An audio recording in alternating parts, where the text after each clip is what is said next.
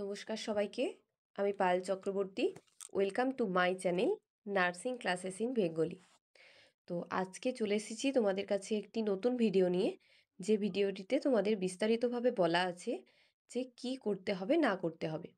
তো দেখো, এটা একটা ওয়েস্ট বেঙ্গল হেলথ রিক্রুটমেন্ট বোর্ডের তরফ থেকে একটা নোটিশ, যে নোটিশটি 29/8/2025 অর্থাৎ 29 তারিখ প্রকাশিত হয়েছে। নোটিশটির মেমো নম্বর দেখো দেওয়া আছে, এবং এই নোটিশটিতে যে বিষয়টা নিয়ে বলা আছে সেটা হচ্ছে এডিট অপশনটা তোমরা পাবে কি না, এবং তোমাদের পুরো হোল টোটাল এক্সপিরিয়েন্স কাউন্ট হবে কি না সেই নোটিশের ডেট পর্যন্ত। এবং তার সাথে যেটা দেওয়া আছে সেটা হচ্ছে যে কতদিন পর্যন্ত তোমরা ফর্ম ফিল আপটা করতে পারবে। তো এতদিন অনেকের মনে অনেক প্রশ্ন ছিল যে West Bengal health recruitment board শুধুমাত্র 3 তারিখ পর্যন্ত ফর্ম ফিল আপের ডেট দিয়েছে, সেই জন্য এখনও পর্যন্ত জানা যাচ্ছিল না যে এডিট অপশনটা সবার কাছে আসবে কি না। সবাই অনেক অনেক কনফিউশন। তো সেই কনফিউশনটা দূর করার জন্যই ওয়েস্ট বেঙ্গল হেলথ রিক্রুটমেন্ট বোর্ডের তরফ থেকে 29 তারিখে একটি নোটিশ পাবলিশড হয়েছে। তো জানি না যে এইরকম নোটিশ আরও কতগুলি ফিউচারে আসতে পারে, প্রতিদিনই কিছু নতুন নতুন আপডেট কিন্তু পাওয়া যাচ্ছে। তো এবার যেটা বলার কথা সেটা হচ্ছে এক্সপিরিয়েন্সের যে ব্যাপারটা প্রথমেই বলি, যে দেখবে তোমাদের এক্সপিরিয়েন্সটা আগের যে নোটিশটা লেখা ছিল সেই নোটিশটাতে ভালো করে লক্ষ্য করলে দেখতে পাবে যে লেখা ছিল যে last date of form fill up, মানে লাস্ট ডেট ছিল 3 তারিখ। 3 তারিখ পর্যন্ত যাদের যাদের এক্সপিরিয়েন্স নেওয়া হবে, এবং 3 তারিখের মধ্যে যারা যারা ফর্ম ফিল আপ করবে তাদেরই শুধুমাত্র ওই এক্সপিরিয়েন্সটা কাউন্ট হবে। 3 তারিখের পরে যদি কেউ এক্সপিরিয়েন্স পায় তাহলে সেই এক্সপিরিয়েন্সটা সে পরে এডিট অপশানে গিয়েও দিতে পারবে না, কারণ 3 তারিখ পর্যন্তই দেওয়া ছিল। সেক্ষেত্রে কি হচ্ছিল যে West Bengal health recruitment board অর্থাৎ এনএইচএম এর আন্ডারে দুটো সিএইচও কিন্তু নিয়োগ করা হয়েছিল। তো প্রথম সিএইচওর যে ব্যাচটি ছিল সেই সিএইচওর ব্যাচটি কিন্তু এক্সপিরিয়েন্স পেয়ে গেছিলো, কিন্তু দ্বিতীয় যে সিএইচওর ব্যাচটি ছিল সেই ব্যাচটি কিন্তু এক্সপিরিয়েন্স পেতে তাদের সমস্যা হচ্ছিল, কারণ সেই সিএইচওর ব্যাচটি 1 বছর এক্সপিরিয়েন্স কিন্তু কাউন্ট হচ্ছিল না, স্বভাবতই 3 থেকে 4 দিন ওদের কম হয়ে যাচ্ছিল। তো সেটা একটা বড় ব্যাপার, কারণ 3 থেকে 4 দিনের যদি ঘাটতি থেকে যায় সেজন্য তারা আর এক্সপিরিয়েন্সটা পাচ্ছিল না, এইগুলোও একটা সমস্যা বই কি। তো সেক্ষেত্রে দেখো এই নোটিশটিতে কি লেখা আছে। প্রথমেই বলেছে যে in connection with the aforementioned advertisement, West Bengal Health Recruitment Board has received several representations from aspiring candidates for extension of last date of submission of online application as mentioned in the original advertisement on various grounds. মানে কিছু সমস্যা হলেই দিদি এটা কি করব, কিছু সমস্যা হলেই কোনো কোনো ইউটিউব চ্যানেলে দাদা এটা কি করব, এই সমস্ত সবার মনে প্রশ্ন। আর এই বছর যে ফর্ম ফিল আপটা হয়েছে সেটা নিয়ে তো প্রশ্ন করাই স্বাভাবিক, কারণ ফর্মের মধ্যে কিছু ভালোভাবে লেখা নেই যে এক্সপিরিয়েন্সটা আমরা কতদিন দিতে পারবো, বা এক্সপিরিয়েন্সটা ভাগে ভাগে থাকলে যদি কারোর 6 মাস থাকে সেভাবে কাউন্ট হবে কি না, কিছুই তো বলা ছিল না। তাহলে সেক্ষেত্রে যেটা সমস্যা হচ্ছিল যে কীভাবে কী করব তোমরা সবাই বুঝে উঠতে পারছিলে না। তো সেই জন্যই তোমরা বারবার WBHRBকে কল করছিলে, একটা কল নাম্বার আমি শেয়ারও করেছিলাম অনেককে, তো সেই কলে তোমরা কল করছিলে অনেকে ফোন নাম্বারটাতে। তো সেখান থেকে ওনারা দেখছেন যে ছেলে মেয়েদের একটু প্রশ্ন জাগছে মনে যে কি করব, এডিট অপশন হবে কি না। তারপর এবার যে সমস্যাটা আসছে সেটা হচ্ছে ওবিসি রিভ্যালিডেশনের যে নিয়মটা, সেটা একটা ভীষণ বড় ব্যাপার, ওবিসি রিভ্যালিডেশনের ব্যাপারটা। তো সেই জন্য শোনা হয়েছিল এরকম যে ওনারা বলেছিলেন যে এডিট অপশনটা থাকলে থাকতে পারে, কিন্তু শুধুমাত্র সেটা ওবিসি রিভ্যালিডেশনের জন্যই হয়তো থাকতে পারে। তো সেরকম কিন্তু কিছু নয়, পুরোটাই আবার নতুনভাবে দিয়েছে। তো তোমাদের রিকোয়েস্টের জন্য বা তোমাদের এত কলের, এই যে এত সবাই মিলে কল করেছো, বা তোমাদের স্টুডেন্টের স্বার্থে এই অ্যাপ্লিকেশনটা ওনারা দিতে বাধ্য হয়েছেন, বা ওনারা দিয়েছেন একটা অ্যাডভার্টাইজমেন্ট। তো কি লেখা আছে, in view of the same time, after careful consideration of the matter, the board has decided to extend the last date of submission of application up to 22/9/2025 till 5 PM। মানে 22 তারিখ পর্যন্ত তোমরা অ্যাপ্লিকেশনটা সাবমিট করতে পারবে। 22 তারিখের মধ্যে যাদের যা এক্সপিরিয়েন্স আছে সেই এক্সপিরিয়েন্স কিন্তু 22 তারিখ পর্যন্তই কার্যকর হতে পারে। 22 তারিখের পর কিন্তু আর কোনো এক্সপিরিয়েন্স কারোর কিন্তু কার্যকর হবে না, কারণ ওই এডিট ডেটটাকে সেরকম কিন্তু কিছু বলা নেই যে ওই 29 তারিখ পর্যন্ত যে এডিট ডেট আছে সেই 29 তারিখ পর্যন্ত কিন্তু কার্যকর হবে না।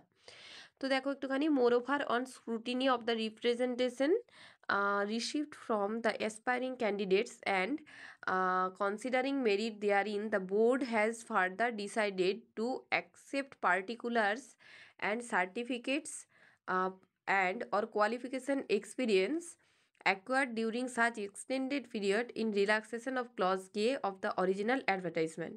However, this relaxation should not be treated as a precedent for subsequent advertisement to be published WBHRB। মানে হচ্ছে যে এই নোটিশটা একটা ওরা পুনরায় দিয়েছেন, ওনারা সুযোগ দিচ্ছেন অনেককে অ্যাপ্লাই করার জন্য, অনেককে রিভ্যালিডেশন করার জন্য। তো সেটা শুধুমাত্র এইবারের জন্যই করা হচ্ছে। ওই ক্লজ কে যেটা লেখা আছে অরিজিনালে, যেটা লেখা ছিল সেটার থেকে ছাড় দিয়ে ওনারা জাস্ট 2025 সালের রিক্রুটমেন্টটা যে নোটিশটা আছে সেটার উপরেই কিন্তু ছাড় দিচ্ছেন। ওনারা নেক্সট যে নোটিশ যদি বেরোয় গ্রেড 2 রিলেটেড, সেইখানে কিন্তু ছাড় কিছু দেওয়া নেই। বুঝতেই পারছো তাহলে একটা জিনিস, যে 22 তারিখ পর্যন্ত যার যা এক্সপিরিয়েন্স আছে সেটা কিন্তু পুরোটাই কাউন্ট হবে। 22 তারিখের পর থেকে যে ডেটটা দেওয়া আছে, মানে এডিট অপশনটা যেটা দেওয়া আছে 25 তারিখ পর্যন্ত, সেটা কিন্তু কোনো রকমভাবে কাউন্টার হবে না। তো লেখা আছে দেখো যে further more WBHRB has decided to provide an edit window for the applications who intends to modify or rectify any information, delete any submitted documents, upload any additional documents after final submission of their online application। মানে তোমরা 22 তারিখ পর্যন্ত তো final submission করে দিচ্ছ, তারপরে কিন্তু আর কিছু এক্সপিরিয়েন্স দেখানো যাবে না। তো বুঝতেই পারছো। এবার দেখো এখানে নেক্সট পেজে একটা লেখা আছে, ওয়েস্ট বেঙ্গল হেলথ রিক্রুটমেন্ট বোর্ডের তরফ থেকে লেখা আছে, the edit window will be available from 23/9/2025 থেকে 25/9/2025 5টা পর্যন্ত।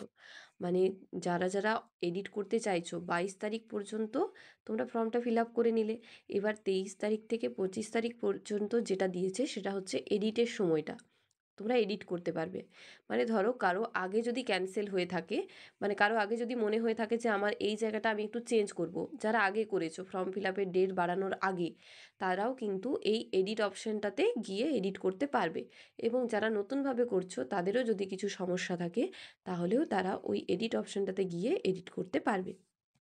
এবার যেটা বলার কথা সেটা হচ্ছে information instruction regarding edit window, the applicants would be allowed to edit some of the fields except name of the applicant, date of birth, mobile number and email ID.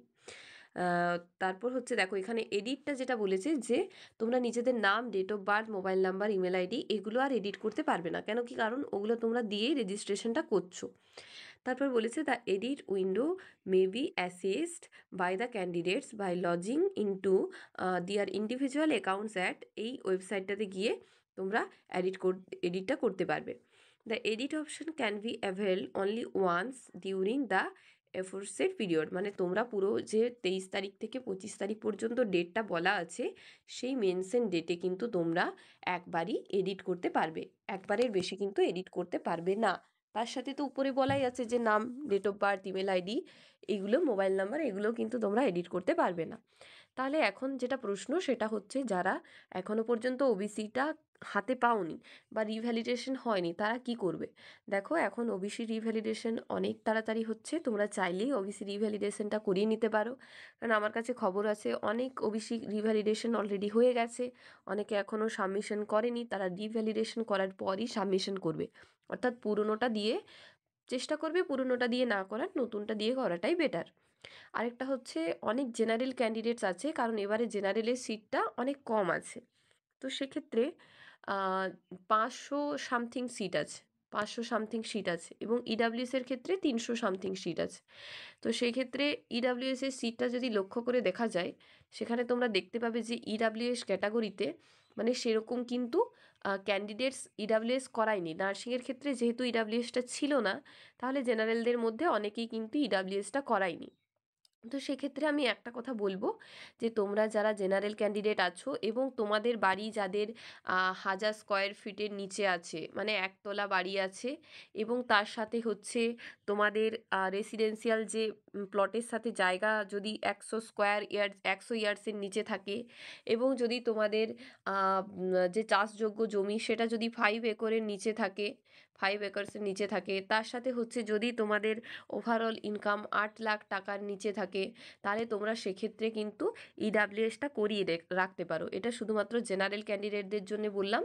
General ক্যান্ডিডেটরা চাইলে ইডাব্লিউএসটা করিয়ে নিতে পারো, কারণ ইডাব্লিউএস ক্যান্ডিডেটসদের থেকে কিন্তু এবছর চাকরি পাওয়ার সুযোগটা বেশ ভালো আছে। তো ইডাব্লিউএস থাকলেই মিনিমাম ভেবে নিতে পারো যে তোমার চাকরিটা হতে পারে। এবছর ইডাব্লিউএসের কাট অফ কিন্তু সেরকম খুব একটা বেশি যাবে না। তো এখনও সময় আছে, যারা যারা চাইছো যে ইডাব্লিউএসটা করিয়ে নেব কি না, সেই সম্পর্কে আমি একটা কথা বলবো। এবছর চাকরি পাওয়া খুবই টাফ। এখনও হাতে অনেক দিন আছে, মোটামুটি 25-28 দিন তোমাদের হাতে আছে। তাহলে সেক্ষেত্রে যদি পারো করিয়ে নাও, কারণ এখন এসডিও অফিস থেকে খুব তাড়াতাড়ি কাজ হচ্ছে, এবং তোমাদের কাছে যদি একদম যথোচিত নথি প্রমাণ থাকে, তাহলে সেক্ষেত্রে তোমরা কিন্তু খুব ইজিলি এই ইডাব্লিউএসটা করাতে পারবে, কিন্তু সেটা যদি সঠিক ডেটা থাকে তবেই। নাহলে যদি কেউ ইডাব্লিউএসটা করাতে যাও এবং ভুল নথি দিয়ে করাতে যাও, তাহলে কিন্তু সেক্ষেত্রে সেন্ট্রাল লেভেল থেকে বা হায়ার অথরিটি থেকে এসে তোমার সমস্ত কিছু দেখে তুমি যদি চাকরি পেয়েও যাও, সেক্ষেত্রে কিন্তু তোমার চাকরিটা পরে কিন্তু চলে যেতে পারে। যদি তোমার কাছে সমস্ত ডেটা একদম সঠিক থাকে, তাহলে তুমি ইডাব্লিউএসটা করাও। তো ওবিসি কেসের জন্য রিভ্যালিডেশনটা মাস্ট, তারপরেই তোমরা আপলোড করো। আর ইডাব্লিউএসটা যাদের হয়নি, আপাতত তোমরা জেনারেলে করতে পারো, পরে তোমরা কিন্তু 25 তারিখ পর্যন্ত যেহেতু এডিট অপশনটা আছে, তোমরা মোটামুটি 25 তারিখের মধ্যে যদি ইডাব্লিউএসটা হয়ে যায়, পরে সেখানে এডিট করে দিতে পারো কাস্ট মানে ইডাব্লিউএস সার্টিফিকেটটা। তো এইটুকুই বলার ছিল। আর এক্সপিরিয়েন্স কাউন্টের জন্য তোমাদেরকে বলেছিলাম যে 6 মাস 6 মাস করে একটা এক্সপিরিয়েন্স তোমরা দেবে, মানে টোটাল ইয়ারটা তোমাদেরকে 1 ইয়ার লিখতে হবে। তারপর তোমরা দুটো এক্সপিরিয়েন্স সেখানে সাবমিট করবে। তো ওরকমভাবে 6 মাস এক্সপিরিয়েন্স বা 8 মাস এক্সপিরিয়েন্স দেওয়া যাচ্ছে না, মানে ইয়ারের সাথে তোমাদেরকে কিছু একটা লিখতে হবে, যে 1 ইয়ার 1 মান্থ বা 1 ইয়ার 4 মান্থ হতে পারে। সেটা 4টা জায়গার এক্সপিরিয়েন্স, তাও কোনো ম্যাটার না, কিন্তু তোমাকে 4টা ছবি সেখানে আপলোড করতে হবে, 4টা ফটোই আপলোড করতে হবে। তো যদি এক্সপিরিয়েন্স রিলেটেড কোনো সমস্যা হয় আমাকে মেসেজ করতে পারো, কিন্তু তোমরা দিয়ে দেবে এক্সপিরিয়েন্স যা আছে দিয়ে দেবে, কিন্তু সেটা ইয়ারে প্রথমে কনভার্ট করে তারপর মান্থটাতে কনভার্ট করবে, মানে সমস্ত ইয়েগুলো মিলিয়ে একটা ইয়ারটা কাউন্ট করে নেবে। তো আর যাদের জন্য ভালো খবর সেটা হচ্ছে 2024 ব্যাচের জন্য তো অবশ্যই এটা একটা ভালো খবর যে তারা এই বছর বসতে পারছে। তো এরপর নেক্সট রিক্রুটমেন্ট কবে বার হবে সেটা কিন্তু আমরা কেউই জানি না, তাই সবাইকেই বলবো যে এই রিক্রুটমেন্টটার জন্য ইন্টারভিউ কিন্তু তোমরা মানে ইন্টারভিউর জন্য আমার কাছে আমি নিজে ক্লাস করাই, সেখানে তোমরা ক্লাসে জয়েন করতে পারো, বা তোমরা নিজেরা বাড়িতে ভালোভাবে পড়াশুনো করে নিতে পারো। তো ইন্টারভিউর জন্য যারা ক্লাস করতে ইচ্ছুক, তারা কিন্তু আমি নিচে আমার নাম্বার দিয়ে দেবো, সেই নাম্বারে তোমরা আমাকে হোয়াটসঅ্যাপে মেসেজ করতে পারো। তো যদি তোমাদের ভালো লাগে তো তোমরা মেসেজ করবে। তো আজকে যদি এই ভিডিওটি ভালো লেগে থাকে, তোমাদের ইনফরমেটিভ কিছু ভিডিও বলে মনে হয়, তাহলে ভিডিওটিতে অবশ্যই একটি লাইক করবে এবং সবাই একটু চ্যানেলটা সাবস্ক্রাইব করে রাখবে। ভবিষ্যতে তোমাদেরকে নেক্সট আপডেটগুলো বা নেক্সট কাট অফ মার্কস আমি আপলোড করতে পারবো। ধন্যবাদ সবাইকে। আজকের ভিডিওটা এই পর্যন্তই রইল। দেখা হচ্ছে নেক্সট ভিডিওতে।